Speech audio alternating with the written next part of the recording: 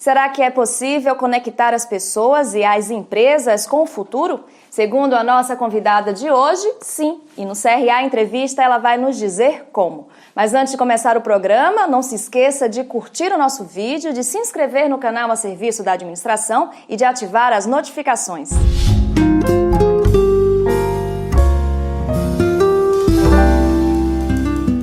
Qual será o futuro dos negócios? Os vários setores da sociedade estão sendo impactados pelas tecnologias disruptivas e isso tem causado algumas transformações nas empresas. Tudo bem, Jaqueline? Tudo bem, prazer estar aqui. Prazer é nosso. Bom, vamos começar o programa conceituando o que é futurismo. Futurismo é o termo usado aqui no Brasil, mas o termo correto é foresight, traduzido é prospectiva. É uma forma de olhar para o futuro com método, com disciplina, para poder criar estratégias e tomar decisões no presente, ou criar ambientes que tomem decisões no presente. É uma forma de você interpretar sinais de diferentes intensidades e poder antecipar, criar, antever, se preparar para todo esse futuro que, acima de tudo, é não previsível. É possível um executivo se tornar um executivo do futuro? Eu sei que existem instituições, inclusive a Jaqueline faz parte de uma. O que se ensina nessas instituições? Existem muitas escolas de foresight no mundo em níveis diferentes. O executivo pode sim, talvez ele não precise ser um futurista profissional, mas ele sem dúvida precisa se tornar um líder ou um prospectivista do futuro, porque hoje o futuro se tornou o nosso presente. Então é muito importante que os executivos cuidem do que existe, mas também sejam capazes de olhar para os sinais do que está vindo e que eles tomem decisões. Então existem sim cursos de preparação para os executivos para que eles possam usar as metodologias de foresight. É um curso muito mais reduzido do que o curso de futurista profissional, mas ele existe sim e ele já tem disponível aqui no Brasil em 2019. Fala pra gente como um profissional da área da gestão pode se preparar frente a esse mundo exponencial. Fazer um curso desse seria o ideal no momento? Eu acho que tem muitas matizes desse futuro e muitas formas de se preparar. Eu diria que a primeira talvez seja se alfabetizar para esse futuro. O mundo digital traz um idioma completamente diferente para o mundo dos negócios. O termo gestão, controle, comando vem ficando muito obsoleto, assim como as estruturas. Então eu acho que o primeiro passo talvez de um gestor é se alfabetizar e entender quais são as novas fórmulas e qual é o idioma desse mundo digital que já está aí. E quais são os novos modelos de negócio que estão entrando em cena, para que ele possa sim olhar para o futuro e com metodologias de foresight, aí sim, antecipar esse futuro. O futuro, ele também precisa de método, não só de jornalismo ou de olhares distantes. Além desses novos tipos de mercado, existem outros impactos que a tecnologia disruptiva tem causado, tem provocado nas organizações. Sim. Fala pra gente quais são esses outros impactos. Eu acho que a tecnologia, ela é a grande estrela, sem dúvida, mas ela não é a única parte desse movimento de mudança, hein? Eu acho que a tecnologia está acelerando, ela hoje é usada de forma combinatória, mas ela também tende a se tornar um commodity, porque daqui a pouco todas as empresas têm as tecnologias, e aí? Para onde vai a estratégia, para onde vai o modelo? Então eu acho que a gente tem, primeiro, um grande impacto social no planeta. As pessoas precisam ressignificar o trabalho, ressignificar sua vida. Os negócios precisam atender a sociedade, precisam nos ajudar a criar um mundo mais sustentável para a gente e para os nossos filhos, ou seja, para a nossa geração e para a geração futura. E eu acho que tem impacto social, tecnológico, econômico, político, ambiental. Isso tudo está conectado. A gente precisa olhar para essa visão sistêmica e mais ampla. E não só para a economia e só para a tecnologia. Bom, antigamente quando se falava em futuro, se pensava daqui a 50 anos, por exemplo. Hoje em dia isso não existe mais, o futuro está cada vez mais no presente. Como uma empresa consegue se planejar nesse cenário? Essa é uma ótima pergunta, porque as iniciativas soltas agora estão trazendo novas perguntas. Muito bem, já temos um ecossistema de inovação e para onde vamos?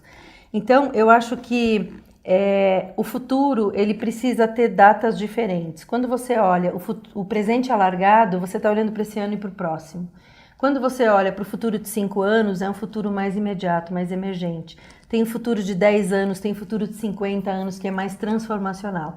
Então eu acho que as empresas precisam aprender agora uma disciplina chamada estratégia de futuro, foresight, para poder olhar para esses diferentes futuros e tomar diferentes decisões em relação ao que elas vão fazer. Planejamento estratégico sozinho, com metas e planos de ação, eu acho que fica muito pobre para essa época tão complexa.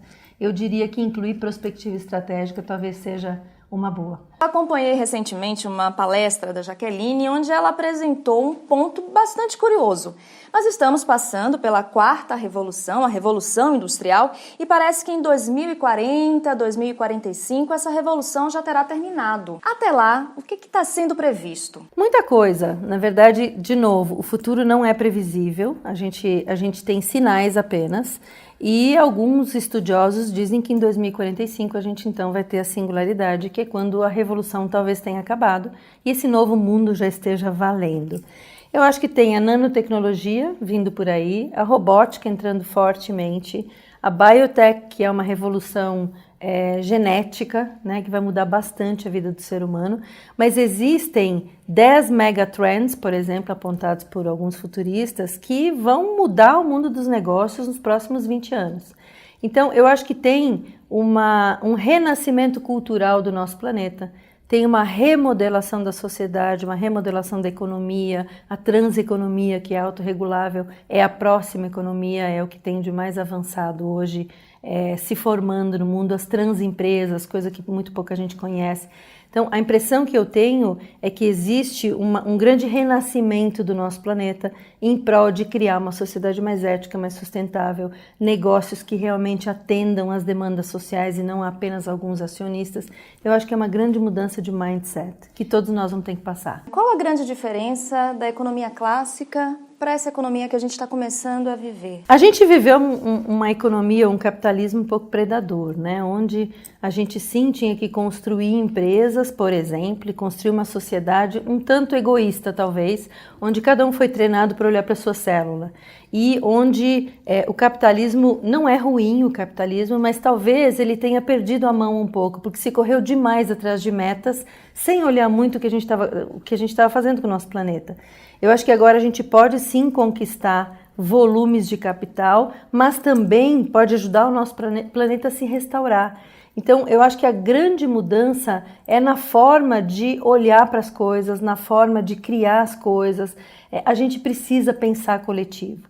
A transeconomia é uma economia de pequenas comunidades que se autorregulam. Essa é a economia mais avançada, mais contemporânea que existe. Não mais macroeconomias e sim microeconomias. E tudo centros autorreguláveis, respeitando a inteligência coletiva. Então as pessoas vão se autorregular. O blockchain já faz um pouco disso. Mas eu acho que a gente precisa abandonar antigos conceitos de controle, de comando, conceitos onde eu me coloco antes de tudo e de todos, onde eu coloco dinheiro antes de tudo e de todos. Não tem nenhum problema com dinheiro. Ele só não pode ser a nossa razão de viver.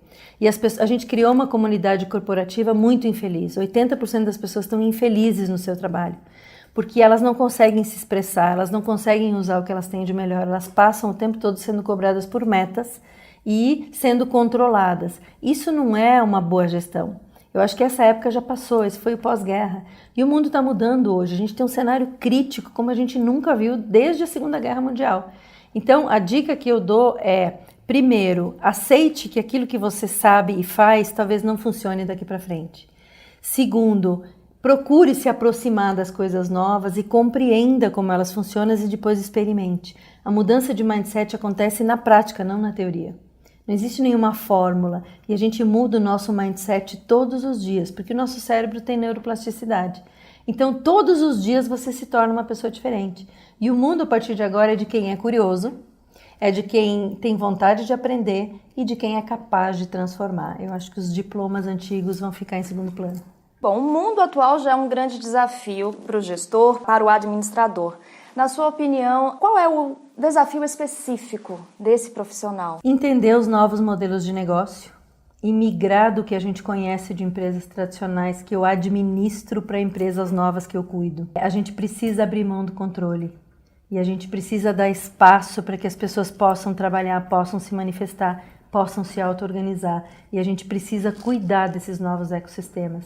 Então eu acho que o gestor agora mais do que nunca precisa se transformar num líder que influencia a mudança e que faz com que pessoas trabalhem livremente. As pessoas querem liberdade, apesar de muitas não estarem muito prontas ainda, mas o futuro profissional, ele exige liberdade e cada um vai ter que tomar suas decisões. Somos adultos, né? Bom, do muito que já está sendo estudado sobre o mundo dos negócios, na sua opinião, qual o futuro dos negócios? As empresas tradicionais vão inovar e vão se adaptar, isso dá para elas uma sobrevida, mas algumas têm uma extinção talvez certa, não sei, a gente não sabe, eu estou criando hipóteses. Acho que algumas vão conseguir usar muito bem o que elas ainda têm e vão abrir novos mercados, isso a gente chama de pivotar ou talvez até abrir novos negócios diferentes, spin-offs talvez. As empresas digitais estão aí, disruptivas estão aí, cada dia tem mais startups, eu acho que elas vão criar um novo mercado de negócios. As exponenciais também estão aí, é um modelo de negócio contemporâneo, nem todas as empresas serão exponenciais e nem todas precisam ter propósito massivo, tendo propósito que... Essa é uma questão importante, né? Muito. Eu estou parando de usar esse termo, propósito transformador massivo. Porque esse é um termo que veio da Singularity University e vem do modelo das organizações exponenciais.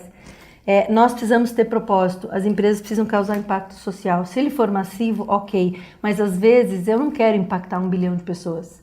E tudo bem, eu tô na rota do futuro também. E eu acho que cada vez mais empresas sem dono, sem controle, vão se configurar na sociedade até que a gente chegue em grandes transempresas, onde público, privado, corporações, instituições, escola, pais, todo mundo trabalhe junto por uma nova sociedade. Talvez isso seja muito otimista, mas já existem empresas assim e eu acho que esse é o nosso destino. Pelos sinais que eu vejo, eu acho que a gente talvez chegue lá sim. É um caminho, então, para as empresas se tornarem competitivas no futuro? Colaborativas. Colaborativas. Talvez. Hoje, concorrentes estão se juntando para trabalhar em par. Indústrias similares estão trabalhando em par. Entidades estão fazendo alianças em conjuntas. Eu acredito num mundo colaborativo, não mais competitivo. Ok, muito obrigada, Jaqueline, por De participar nada, do foi um nosso prazer programa. enorme. Bom futuro para você. Bom, e obrigada a você também que ficou conosco em mais uma edição do CRA Entrevista. Não esqueça de curtir o nosso vídeo, de se inscrever no canal a serviço da administração e de ativar as notificações. Até a próxima!